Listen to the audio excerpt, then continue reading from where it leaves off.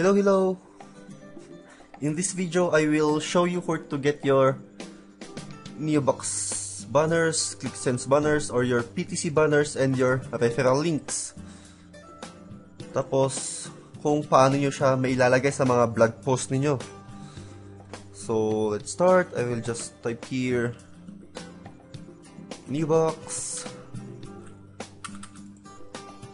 Tapos, ClickSense.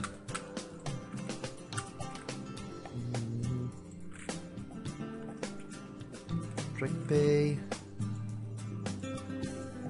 Then, WordLinks. So, parang ito, parang guide lang, kaya ako nilagay ito. So, I will now go to Neobox. So, just go to banners, and then you will see here now yung mga HTML, yung mga banner URL, and your referral link. Ito yung referral link nyo sa Neobox. So, ang gagawin ko dito is kukunin ko itong HTML ang kukopyahin ko.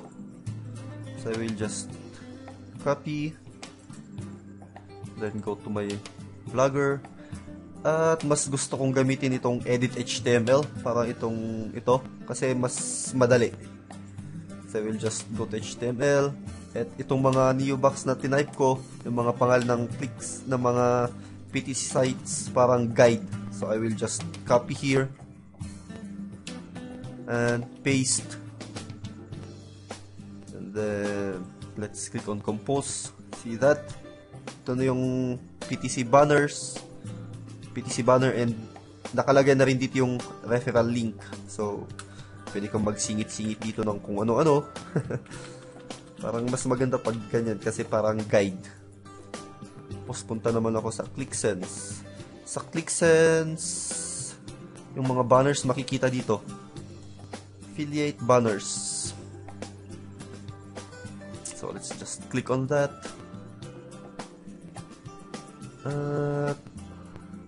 Okay, ito na ulit yung mga HTML code.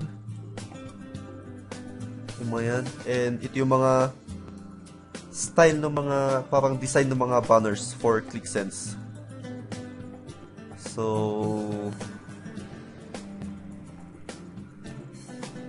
hanap tayo ng magandang banner. So, I will use this banner, parang mas okay ito. So, I will just copy again the HTML code.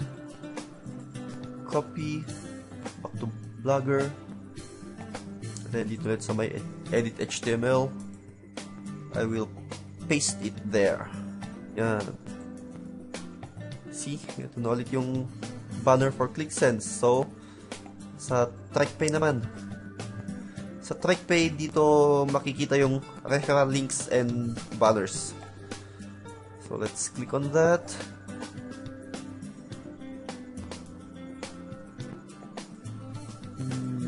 Yan, ito na naman yung HTML code. So, I will copy ulit. Copy. Go to Blogger. Go to edit HTML. Paste. Oops, so, ayun na naman. Yung banner for TrackPay. So, moving to WordLinks. Sa WordLinks, dito naman makikita yung banners and links. So, let me click on that. So, kaya magpakita ulit. So, ang hanapin natin yung HTML code ulit. So, pwede na to. You can copy it again. Copy. Back to Blogger. HTML. Yan. Paste. So, nailagay ko na dito yung banners for my 3 PTC sites. So, pwede ko nang mag-edit dito. Pwede mo na itong i-bold or maglagay ng konting text. Yan.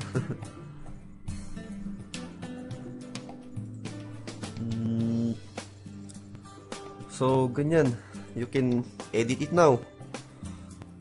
So, try nating maglagay ng konting text content. So, I will just copy something in my blog. We'll just copy that one. And go here and paste. You can delete, edit everything. So, pwedeng pagpraktisan nyo kung hanggang makontento kayo kung anong itsura ng vlog ninyo. And you can also use the pictures in my blog. So, I'm here in my blog. I will just copy some images here. So, like ito, kung gusto nyo, you can copy this. So, just right click and then copy image location. Tapos, punta kayo sa blog nyo, click on insert image, and then select from a URL, then copy or paste tapos loading preview image, then add selected, at yan, na copy na yung image. You can resize it. You can put some text. Let's say